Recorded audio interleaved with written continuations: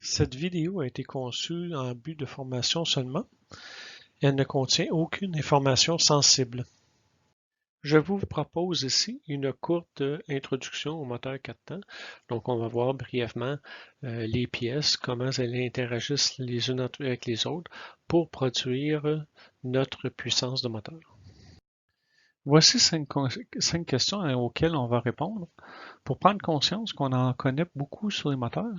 Et ces questions vont aussi nous permettre de bien définir et de bien comprendre le fonctionnement de ce moteur-là pour en faire un bon diagnostic. Donc, quel est le but du moteur? Le moteur, dans le fond, est là pour augmenter la puissance de notre capacité à exécuter un travail. Ce que je veux dire, c'est tout simplement que pour labourer un champ, par exemple, on a commencé à le faire à la main. Ensuite, on a demandé à un animal de le faire, un bœuf ou un cheval. Et pour pouvoir labourer encore plus vite, on a créé un moteur, un tracteur, pour tirer les équipements agricoles. Donc, le moteur a été créé tout simplement pour faire un travail. Donc, comment peut-il exécuter son but? Bon, on prend un combustible, on le mélange avec un comburant. Le comburant, c'est l'air. Le combustible, ça peut être de l'essence, ça peut être du diesel. Donc, on fait cette combustion-là et on récupère l'énergie de cette combustion pour faire tourner un arbre. Quels sont les types de moteurs que vous connaissez? Donc, dans les automobiles, c'est facile. Nous avons des moteurs à piston. Certains ont des moteurs diesel. La Mazda RX-7 ou RX-8 a un moteur rotatif. Certains avions en ont aussi. Et vous avez les gros porteurs, les avions gros porteurs, qui ont des moteurs à turbine. Donc, il y a 4 types de moteurs à turbine. Le turbopropulseur avec une hélice, le turbojet pour les anciens chasseurs, les turbosoufflantes pour les gros porteurs de passagers et les turbomoteurs pour les hélicoptères. Donc, le mécanicien a tous ses sens en éveil lorsqu'il s'approche d'un moteur.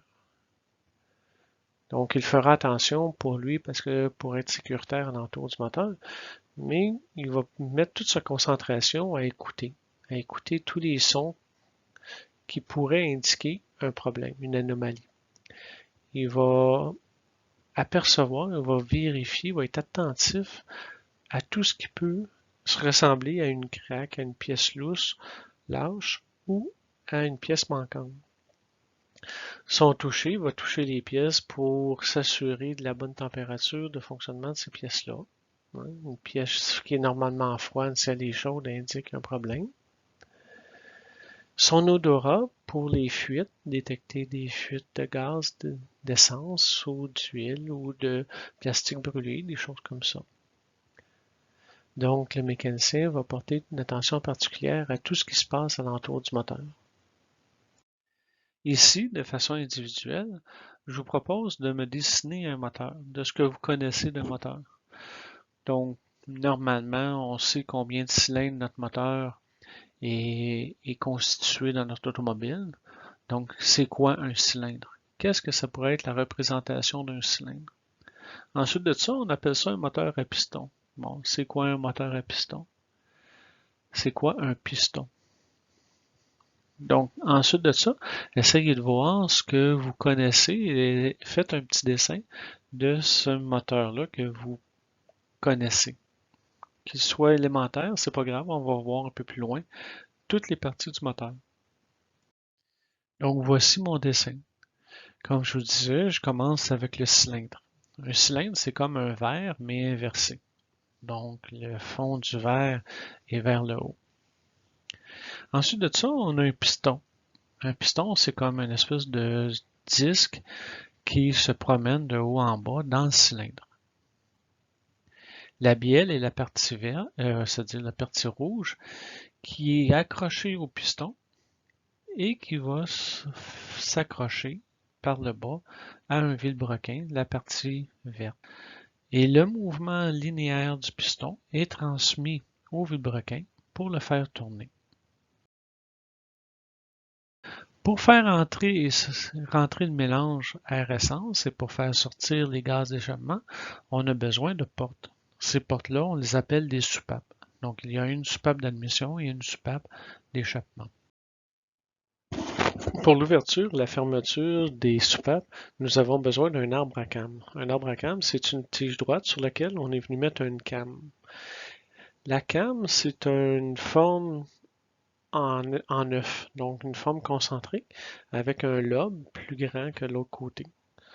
Donc, quand le cam est du côté grand, elle pousse la soupape et lorsque la partie grande va vers le haut, la soupape peut se refermer. Ça prend un lien, bien sûr, entre le vilebrequin et l'arbre à cam afin que la soupape s'ouvre au bon moment. Donc, ce lien-là peut être une courroie, des engrenages ou une chaîne.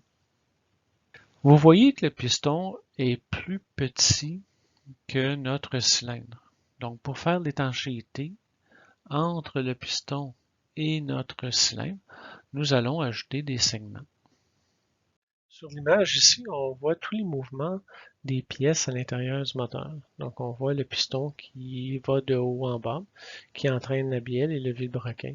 On voit les soupapes qui s'ouvrent et qui se ferment. Et on voit même la bougie qui fait son étincelle pour allumer le carburant.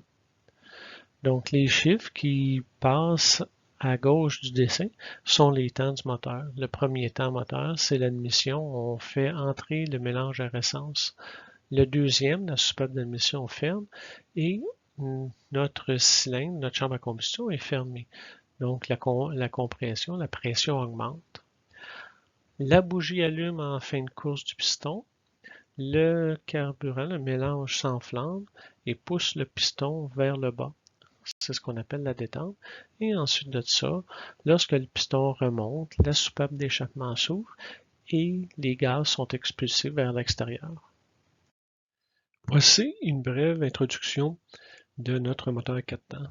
Donc, il faut retenir tout simplement les pièces de base, le cylindre, le piston, la bielle, le vilebrequin. Des pièces pour faire ouvrir et fermer les soupapes, ainsi qu'un lien entre le vilebrequin et l'arbre à cam qui va créer une synchronisation.